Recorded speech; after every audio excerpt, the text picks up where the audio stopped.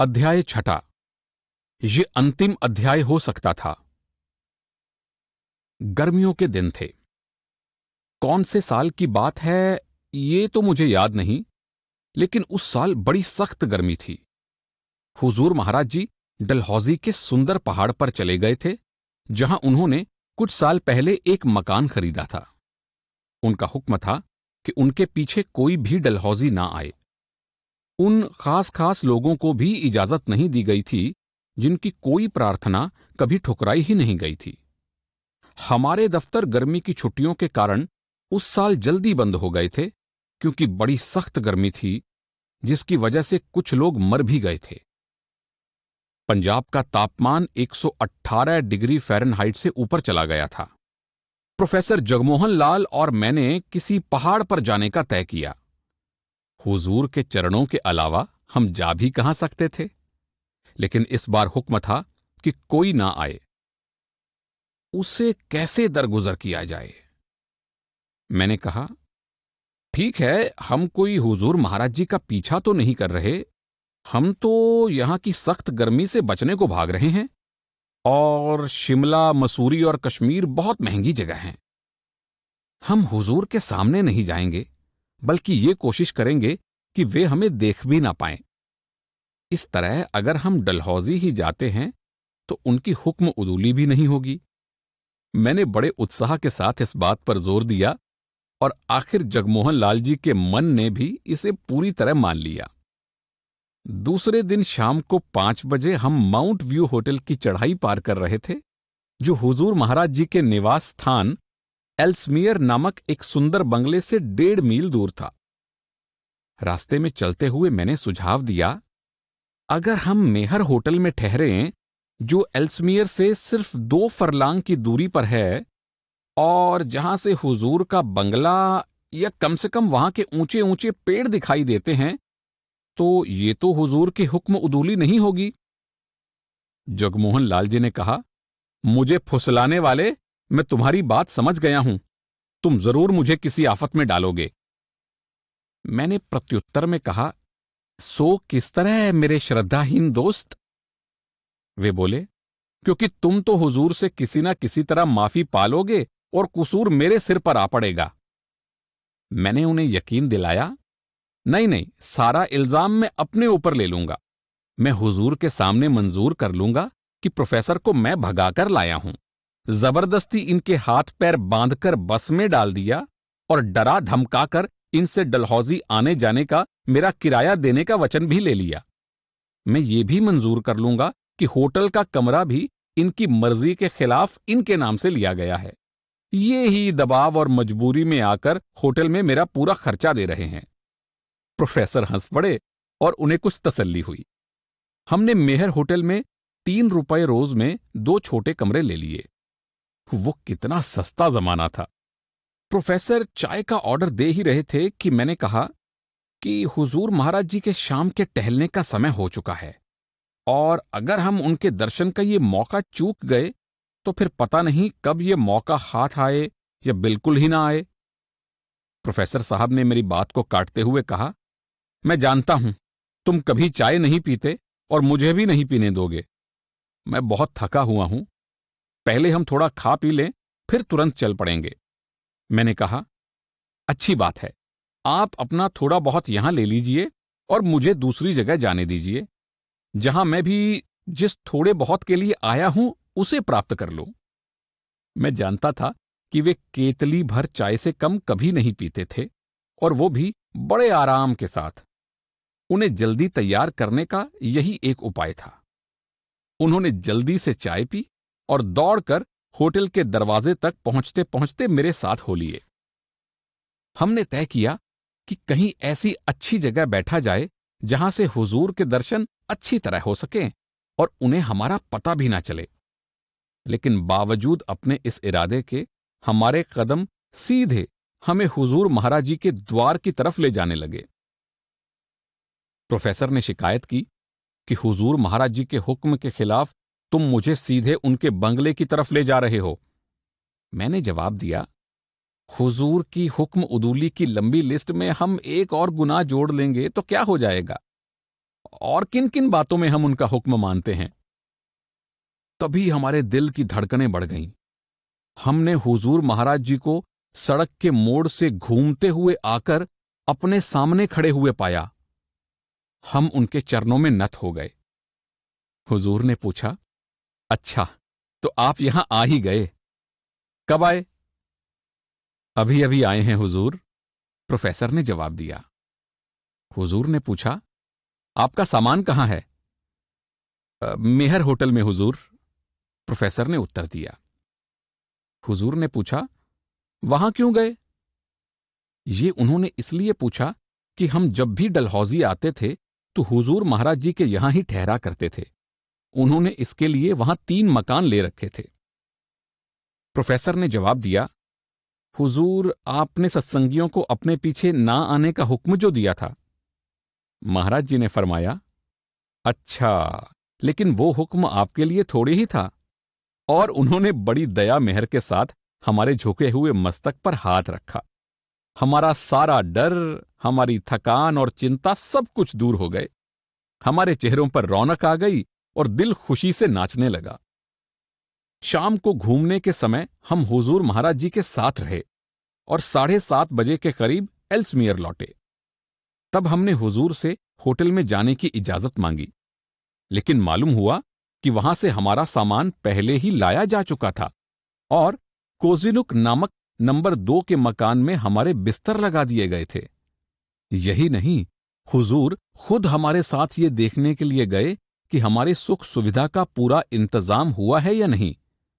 ये कहने की जरूरत नहीं कि उस दिन से लेकर जब तक हम डलहौजी में रहे, हम हुजूर महाराज जी के मेहमान रहे और हमें इस तरह खिलाया पिलाया गया जिसे गर्मी की छुट्टियों में आने वाले बच्चों को उनके माता पिता खिला पिलाकर तगड़ा किया करते हैं। महाराज जी की हम पर पूर्ण कृपा और मेहर थी और हमारी खुशी का कोई ठिकाना ही नहीं था। लेकिन ऐसा लगा कि विधाता को हमारी खुशकिस्मती ना सुहाई। 15 दिन बाद ही हुजूर महाराज जी बहुत सख्त बीमार पड़ गए। हमारी सारी खुशी मिट्टी में मिल गई। डॉक्टर लोग हुजूर को देखने आते और आपस में फुसफुस करते रहते, और जब हम पूछते तो इतना ही कहते कि फिक्र ना करो, सब ठीक हो जाएगा, जिसका मतलब ये निकलता था कि सब ठीक ठाक नहीं है। हुजूर महाराज जी ने कई नेपालियों और पहाड़ी इलाकों के दूसरे लोगों को नामदान दिया था जो जिंदगी भर भेड़ बकरियों और दूसरे जानवरों की बलि चढ़ाने या अपने खाने के लिए उनकी हत्या करते आ रहे थे। इससे पहले भी नामदान के बाद हुजूर कुछ बीमार हो जाया करते थे, लेकिन इस बार तो वो बहुत ज्यादा बीमार हो गए और उनकी बीमारी ने हमें बहुत घबरा और डरा दिया। 10वें दिन तो उनकी हालत बहुत गंभीर हो गई। डॉक्टर नाउम्मीद हो गए। ये हालत 3 दिन तक रही। उसके बाद भी हमने कई दिन बेचैनी में और रातें बगैर सोए गुजारी, लेकिन इन दिनों में भी हुजूर की प्रसन्नता और चेहरे की मुस्कान वैसी की वैसी ही रही। एक दिन सुबह प्रोफेसर ने हुजूर से पूछा कि आपकी तबीयत अब कैसी है? हुजूर ने जवाब दिया, मैं बिल्कुल तैयार बर तैयार हूं, यानी जाने के लिए तैयार हूं। उनके इस जवाब से मानो हमारे ऊपर बिजली गिर गई। हम चिंता और व्यथा में डूब गए। प्रोफेसर अपने आंसुओं को ना रोक सके। उन्होंने रूंधे हुए कंठ से पूछा, मेरे मालिक, आप हमें किसके हाथों में सौंपे जा रहे हैं? हुजूर ने कहा, क्यों, मैं कहां जा रहा हूं? प्रोफेसर ने कहा, हुजूर, आपने ही तो कहा था कि आप तैयार बर तैयार हैं। तब हमें समझ में आया कि वो तैयार बर तैयार का दूसरा अर्थ निकाल रहे हैं, जो निहंग खालसा की वाणी में होता है कि मैं बिल्कुल तैयार और तंदुरुस्त हूं। उसके बाद वे बहुत जल्दी ठीक होने लगे और उसके चौथे दिन तो वे अपने मकान के सामने दूब पर कुछ समय के लिए धूप में आकर बैठे। कुछ दिन बाद एक दिन जब हुजूर लॉन में आराम कुर्सी पर बैठे हुए थे, मैंने और प्रोफेसर ने एकांत का मौका देखकर सोचा कि क्यों ना वो बात अर्ज करें जो कई दिनों से हमारे मन में थी। प्रोफेसर ने इस तरह से वार्तालाप शुरू किया। महाराज जी, आप इस जमीन, आसमान, सारी दुनिया के मालिक हैं। क्या आप हमें एक वरदान देंगे? हुजूर महाराज जी ये कहने ही वाले थे कि हां मांगो, पर एकाएक रुक गए और पूछा, तुम क्या मांगना चाहते हो? हम थोड़ी देर चुप रहे। हुजूर ने मुस्कुराते हुए कहा, हां हां बोलो तो सही, क्या चाहते हो? हम उनके चरणों में एक चटाई पर बैठे हुए थे। मैंने एक बच्चे की तरह बड़ी सरलता के साथ कहा, मालिक, हम जो कुछ भी मांगे, पर आप वचन दें कि उसे मंजूर करेंगे। इस पर हुजूर हंस पड़े और बोले, मैं कोई पैगंबर तो हूं नहीं, बगैर जाने मैं तुम्हारी मांग कैसे मंजूर कर लूं? मैंने कहा, मेरे मालिक, आप पैगंबर नहीं हैं, पर पैगंबर आपके पास से ही आते हैं। इसके बाद प्रोफेसर जैसे तैसे बोल ही उठे, हुजूर, हम ये चाहते हैं कि यहां से हम आपसे पहले चले जाएं। ये कहने की जरूरत नहीं कि हम हुजूर महाराज जी के सामने हरदम सहमे सहमे से रहते थे और कभी कभी तो जो कुछ कहना चाहते थे वो भी भूल जाते थे। हुजूर ने जवाब दिया, हां, तुम लोग जब चाहो खुशी से जा सकते हो। मैं तो अभी सितंबर तक यहीं रहना चाहता हूं। ना चाहते हुए भी हमारे होंठों से हंसी फूट पड़ी। महाराज जी भी सरलतापूर्वक हंस पड़े और उनकी हंसी ने यह जाहिर कर दिया कि वे भी हमारा असली मतलब समझ चुके थे। मैंने कहा, हुजूर, हमारा मतलब डलहौजी से नहीं, बल्कि इस दुनिया से जाने का है। इसलिए आप ऐसी मौज बख्शें कि इस दुनिया से हम आपसे पहले उठ जाएं। हुजूर ने फरमाया, नहीं, तुम्हें ना जीने की कामना करनी चाहिए और ना मरने की इच्छा।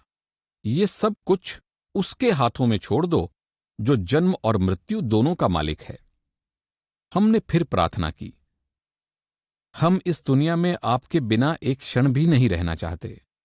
हे मालिक, आपके बिना यह जिंदगी मौत से भी बदतर होगी।